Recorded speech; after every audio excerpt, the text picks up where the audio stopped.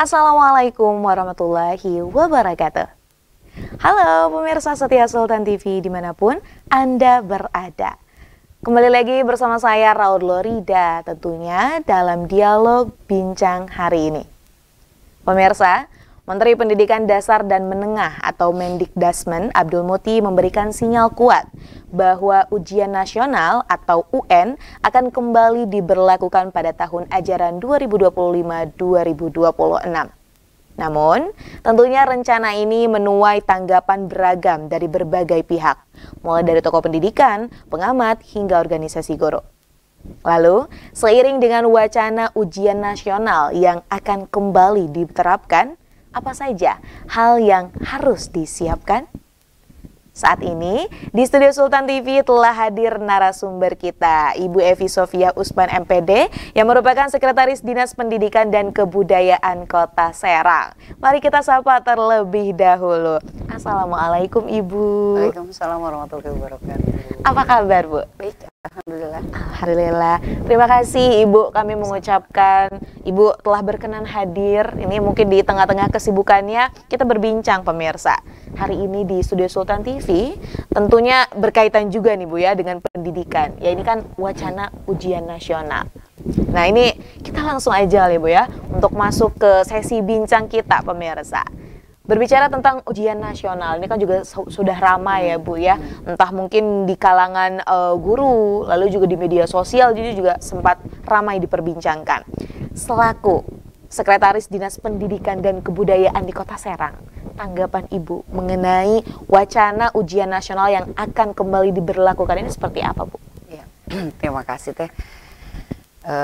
Ketika ada informasi dari Menteri yang baru bahwa kita akan melaksanakan lagi ujian nasional, maka mengingatkan kepada kita dahulu bahwa kita juga pernah melaksanakan ujian nasional, jadi berstandar nasional yang dilakukan baik itu SD, SMP, dan SMA, SMK. Ternyata ujian yang diberlakukan itu memang punya banyak kelebihan dari yang sudah dilaksanakan sekarang. Misalnya mereka lebih disiplin, kemudian mereka lebih bertanggung jawab, mereka lebih banyak belajar dan membaca karena ada kekhawatiran mereka tidak akan lulus. Karena ujian yang dilakukan nilainya memang harus bisa diikuti sehingga dia bisa ikut lulus. Kalau untuk yang sekarang ujian yang dilakukan dengan ANBK itu adalah sama asesmen, merupakan penilaian, hanya mereka itu disesuaikan dengan kemampuan dan pengembangan bagi peserta didiknya. Berapapun standar yang dia peroleh, dia tetap memang lulus. Dengan demikian memang kedua-duanya ini adalah salah satu evaluasi yang dilakukan oleh Satuan Pendidikan untuk memberikan gambaran apa yang telah diajarkan untuk peserta didiknya. Dan sekarang di 2025-2026 kemarin itu informasi dari Menteri Pendidikan Dasar Menengah bahwa akan diberlakukan, tapi untuk saat ini di 2025 itu baru konsep. Sehingga akan dilaksanakan nanti di awal 2026. Tentu kami menyambut baik ada ujian nasional kembali gitu. Mudah-mudahan ujian nasional yang sekarang itu tetap ke anak-anak kita merasa nyaman, tapi dia juga bertanggung jawab untuk sungguh-sungguh supaya anak-anak kita yang di satuan pendidikan lulus dengan nilai yang sudah ada ketentuan dengan standar nasional untuk dicapainya. Gitu. Baik. Nah ini kan ngomong-ngomong tentang UN Bu, ada juga pro kontra. Karena menganggap bahwa tiap orang pasti punya kemampuan yang berbeda-beda. Maka dari itu dengan menyamaratakan gitu kan dengan adanya ujian nasional itu dikatakan sebagai kemunduran pendidikan. Ada beberapa orang yang menyampaikan seperti itu. Namun juga ada yang menyampaikan bahwa nyatanya fenomena saat ini gitu ya, ini kita lihat bahwa banyak sekali anak-anak Indonesia bahkan dalam hal-hal basic saja ini ternyata tidak bisa seperti itu. Nah ini kalau mau kita bandingkan lebih lanjut lagi dengan adanya asesmen yang saat ini diberlakukan dengan ujian nasional ini seperti apa Bu? Kalau yang asesmen yang dilakukan sekarang memang kelebihannya adalah mereka itu melakukan asesmen sesuai dengan kemampuan minat dan bakatnya masing-masing. Tidak merasa menakutkan buat mereka karena sesuai dengan apa yang mereka miliki dan mereka tetap akan lulus. Tidak merasa tertekan dan tidak merasa stres karena semuanya disesuaikan dengan kemampuan yang dimiliki oleh peserta didik. Kalau yang untuk ujian nasional, kenapa harus memiliki standar? Karena memang harus mencapai standar tersebut, walaupun dengan berjuang penuh, susah payah untuk mencapai itu.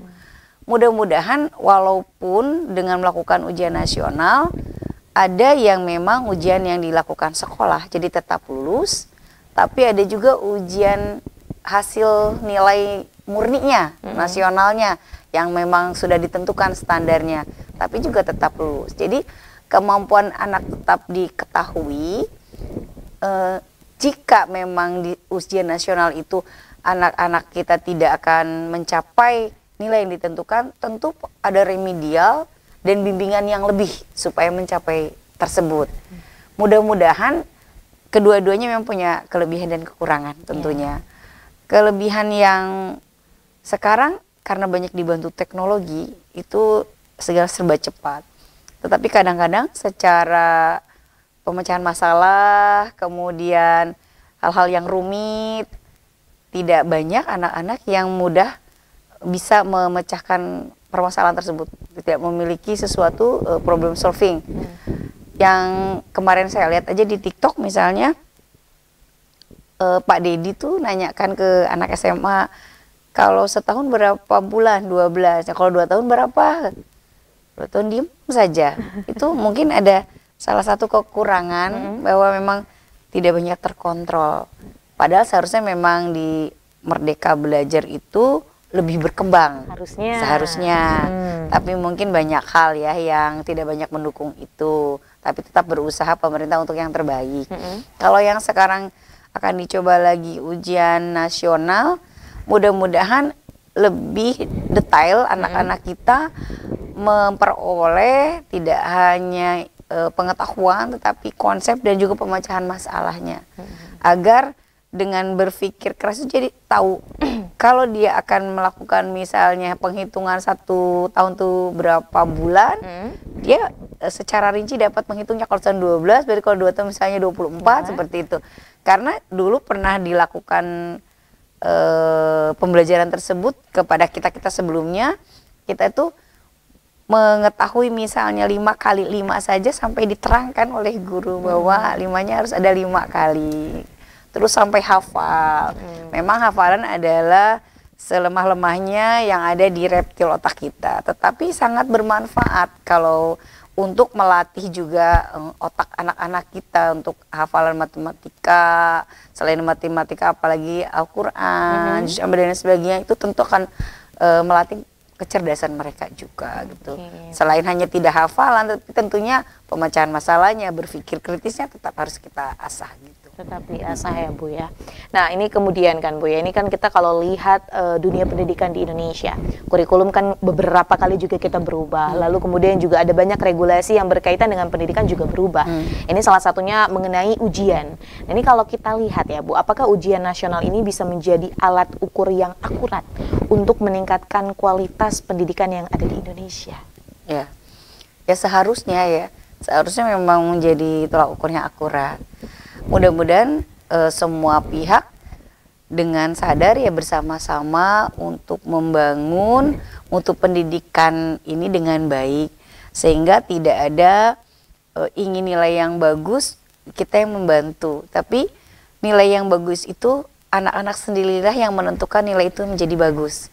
Kita tinggal menjadi fasilitator, menjadi role model bagi mereka, kemudian menjadi teman berdiskusi, menjadi guru yang tidak hanya membimbing dalam pembelajaran, juga mendidik supaya lengkap apa yang kita maksudkan, mewujudkan manusia yang cerdas, tangguh, terampil, sehat, punya kemampuan-kemampuan lain untuk dikembangkan dan berkarakter, itu bisa terwujud dengan baik. Jadi kegiatan-kegiatan yang dilakukan oleh kita di pendidikan tentu harus bersama-sama melakukannya. Kurikulumnya kita buat dengan baik sesuai dengan kemampuan dan kearifan lokal yang ada di tempat kita. Pembelajarannya berpusat pada siswa, kemudian lengkapi sarana prasarana, pemanfaatan alat peraganya, kemudian sumber belajarnya, baik itu buku, internet, lingkungan, alam, semuanya bisa menjadi sumber belajar dan buat belajar dengan menyenangkan. Sehingga kalau menyenangkan, batang otak itu akan terbuka, kemudian dia akan mengingatnya lama. Dan lakukan juga dengan kontekstual, sehingga dengan kontekstual dia akan melakukan, tidak hanya mendengarkan atau memahami apa yang disampaikan, tapi dia juga melakukan. Dengan melakukan itu punya pengalaman yang luar biasa, akan diingatnya itu 10-20 tahun yang akan datang. Jadi dengan ketika akan ujian, buat mereka tidak jadi menakutkan karena dia sudah mencoba, sudah melakukan prakteknya, belajarnya, menghafalnya, dan belajarnya itu dilakukan ya harus dengan menyenangkan. Dengan menyenangkan. Kalau menakutkan pasti dia stres. Ya, tapi betul. kalau dengan menyenangkan, alat peraganya disiapkan, jika akan berkunjung ke tempat bersejarah, dia melihat langsung, kemudian ke cagar budaya diajak langsung, pasti akan lebih cepat daya ingatnya. Berkunjung ke tempat sosial, contohnya yatim piatu, jadi tidak hanya dalam bacaan, itu ketika ujian mungkin akan lebih banyak diingat orang mereka. Dan memang baca itu salah satunya kunci keberhasilan mereka untuk mengetahui berbagai ilmu yang diperolehnya. Jadi memang harus dilatih. Kemarin juga memang kurikulum kemarin juga tetap literasi numerasi ya, untuk membaca, berhitung, aplikasinya dalam kehidupan. Walaupun pada kenyataannya memang anak-anak sekarang semuanya serba disiapkan gitu oleh baik itu orang tuanya ataupun guru. Harusnya memang mereka itu mandiri dari kecil, misalnya hanya kancing baju pun harusnya sudah belajar sejak kecil, dia mengancingkan sendiri, menggunakan sepatu sendiri, dia melakukan kolaborasi dengan teman yang lainnya, harus bersosialisasi dengan yang lainnya, itu akan mengembangkan tidak hanya kecerdasan intelektual tapi juga sosial.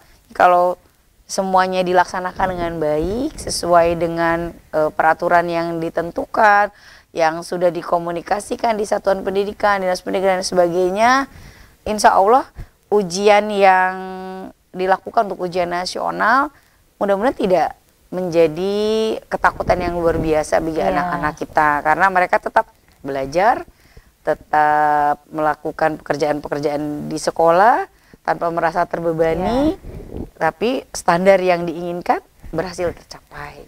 Jadi memang ini butuh juga usaha dari berbagai pihak, ya. Salah Semua. satunya adalah menyiapkan tadi media pembelajaran, kemudian juga cara pembelajaran yang menyenangkan ya Bu ya.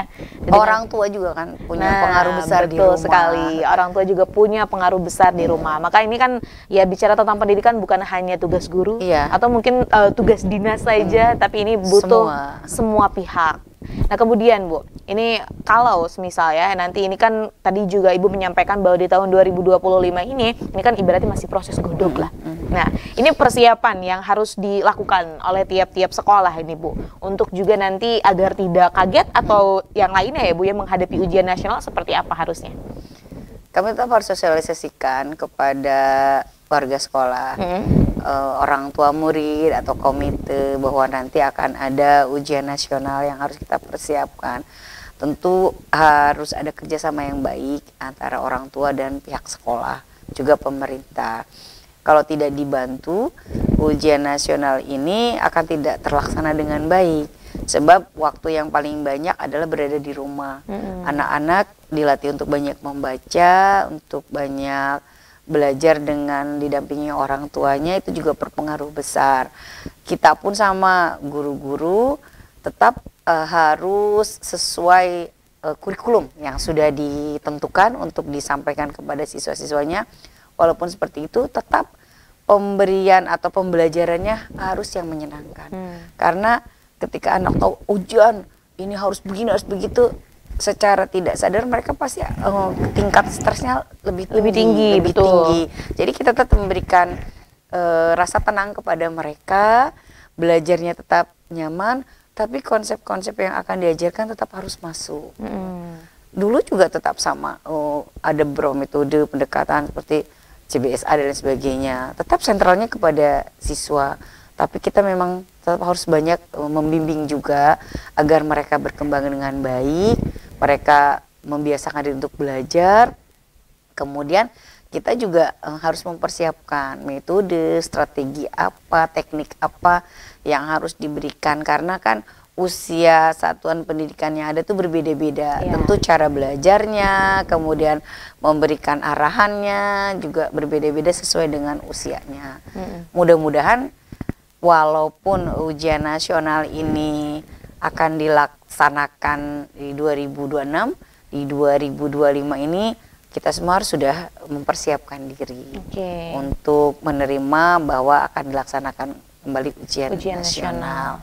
Yang lalu juga tetap melaksanakan ujian nasional, banyak yang sudah menjadi orang yang sangat bermanfaat dengan ujian nasional. Tentu tidak kaget, orang tua kita juga pernah merasakan ada ujian nasional. Ini tentu ada juga ujian nasional, ya tidak akan jauh berbeda. Walaupun yang ini asesmen berbasis komputer, sekarang ujian nasional berstandar nasional penilaiannya, tapi jika kita lakukan dengan baik semuanya, insya Allah akan berjalan lancar. Kalau bedanya itu, kalau ANBK itu kan kelas 5. Kelas 5, kalau kelas 8. Kelas 5, kelas 8, kelas 11. Dan ujian itu sudah ditentukan dari pusat orang-orangnya. Betul. Kalau ujian nasional yang pernah kalau yang sekarang kan belum ada aturannya. Yang pernah itu kan kelas 6, kelas 3 SMP, kelas 3 SMA. Dia sudah mempersiapkan mulai dia belajar dari awal, belajar di sekolah sampai di akhir, sampai dia hafal betul.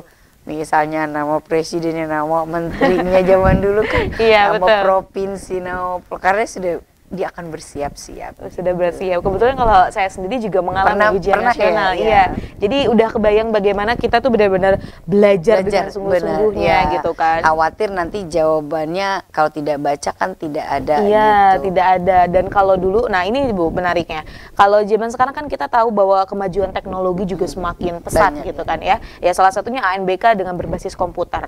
Apakah ada kemungkinan ujian nasional kan kalau dulu kita menggunakan pensil ya Bu. Apakah ini akan ada kolaborasi dengan teknologi atau kemungkinan kalau ini, karena kan lebih mudah kalau menggunakan komputer, kan lebih mudah kalau sudah selesai nilai submit langsung ada gitu. Mungkin mudah-mudahan persiapan untuk sarana penunjangnya juga tercukupi. Gitu, supaya serentak. Kalau yang sekarang kadang kan masih pinjam di satu sekolah ini, nanti pinjam untuk sekolah yang lain. Kalau memang semuanya lengkap, tidak menutup kemungkinan ujiannya menggunakan berbasis komputer. Tapi kalau misalnya belum ada, mungkin juga menggunakan yang manual. Tapi karena belum ada aturan yang diberlakukan, jadi saya belum bisa banyak bicara tentang teknis seperti ini. Baik, dari kita juga akan nantikan. Karena kebayang Bu, waktu itu kalau pas pakai pensil itu benar-benar deg-degan. Kan katanya kalau misalnya nanti nggak akan kelihatan seperti itu. Nah itu yang nanti kita juga akan nantikan bagaimana nih aturan yang berlaku. Dan semoga juga ini dapat diindahkan ya Bu ya, oleh semua pihak. Nah ini ngomong-ngomong tentang fasilitas nih Bu ya. Tentunya baik itu yang menggunakan kertas dan juga komputer ya Bu, itu kan tetap ada satu hambatan. Nah, hambatannya biasanya kalau di Indonesia adalah fasilitas. Ini harusnya bagaimana sih Bu pemerintah bisa menangani masalah ketidakmerataan fasilitas dan kualitas pendidikan yang ada? Ya mungkin kembali ke anggaran ya, anggaran yang memang belum mencukupi untuk keseluruhan. Biasanya pemerintah ingin berusaha sebaik mungkin, tapi sesuai dengan kemampuan yang ada. Misalnya baru dikirim berapa, untuk berapa sekolah gitu. Jika memungkinkan anggarannya, mungkin saja kalau ditambahkan oleh pemerintah program untuk melengkapi sarana prasarana untuk fasilitas pemberian komputer misalnya, semua dikirim sesuai dianggarkan pusat. Mudah-mudahan bisa menggunakan itu semuanya. Tapi selama ini belum mencukupi, yang ANBK kemari kami siasati. Jadi pinjam dari sekolah ini ke sekolah yang lain gitu. Karena kan nggak bisa callingan juga. Selesai itu kan selesai nilainya langsung ada. Gitu, jadi memang butuh proses juga ya Bu ya, kalau kita lihat. Kalau yang misalnya belum ada, terus kita nggak melaksanakan juga jadi terlambat ya kalau tidak dicoba. Betul. Kalaupun menggunakan secara tertulis misalnya, yang penting kerahasiaannya dijaga, kemudian juga soal yang dikirimnya juga tidak tersegel dengan baik ya. Sudah rahasia betul dan tersegel, dijaga betul untuk kelengkapan dokumen dan sebagainya. Kemarin-kemarin pelaksanaan kita juga berjalan baik, tidak ada masalah. Kalau yang menggunakan komputer, kekurangannya itu ketika kalau internet ada galat ya. Kemudian juga kemarin tuh beberapa menit lah tidak bisa dioperasikan. Kalau bagus semua sih memang lebih cepatnya menggunakan komputer. Misalnya internet bagus, semua anak-anak Chromebook atau laptopnya punya semua, itu memang mempermudah. Tapi kan tadi juga kita lihat bahwa Indonesia atau khususnya Provinsi Banten atau Serang ya Bu ya, tidak semuanya mungkin juga mempunyai fasilitas seperti itu. Mungkin mampunya ya sedikit-sedikit. Pembeliannya berapa ini disesuaikan dengan dana dari sekolahnya masing-masing. Kalau misalnya pemerintah akan memberikan dari pusat ya syukur alhamdulillah. Dinantikan ya Bu ya. Alhamdulillah kita tinggal persiapan buat anaknya, nanti akan ujian nasional menggunakan ini, pasti juga sosialisasi juga. Lagi dan lagi sosialisasi penting. Supaya ini mampu semuanya. Betul. Nah kemudian ini kan Ibu selaku dari Dinas Pendidikan dan Kebudayaan Kota Serang nih Bu ya. Dan tentunya juga kan biasanya ya berinteraksi dengan sekolah-sekolah yang ada. Ini berkenaan dengan ujian nasional. Ada nggak nih Bu respon dari mungkin guru-guru di sekolah yang merespon hal tersebut ke Dinas Pendidikan? Kalau banyak obrolan tuh yang sangat merespon baik itu memang ujian nasional. Banyak merespon baik ujian nasional. Orang tua murid juga banyak merespon baik ujian nasional. Iya. Kalau dengan ada ujian nasional itu kan anak-anak kita lebih semangat belajar karena ada kekhawatiran bagi mereka dan orang tua tidak lulus gitu. Salah satu motivasi atau terpacu untuk dia benar-benar belajar tuh karena nanti kan ujiannya standar nasional. Kalau tidak nyampe nanti tidak lulus gitu. Ada kekhawatiran. Kemudian juga mereka akan lebih rajin anak-anak itu untuk membaca, walaupun mungkin awalnya terpaksa karena khawatir karena akan ada ujian, tapi lama-lama menjadi terbiasa gitu. Kalau obrolan-obrolan orang tua gitu, kalau saya setujunya mending ujian nasional Bu, katanya biar anak-anak mau belajar gitu, mau benar-benar melakukan latihan, walaupun bukan hanya hasilnya saja ya dan latihannya, tetapi prosesnya juga harus dilalui oleh anak-anak tersebut. Jadi dua-duanya harus imbang, bukan hanya nilainya yang tinggi tapi dia tidak mampu apa-apa, berbagai cara pokoknya tinggi, bukan seperti yang diharapkan, tapi prosesnya tetap ditempuh, akhirnya juga tetap menjadi capaian yang diinginkan.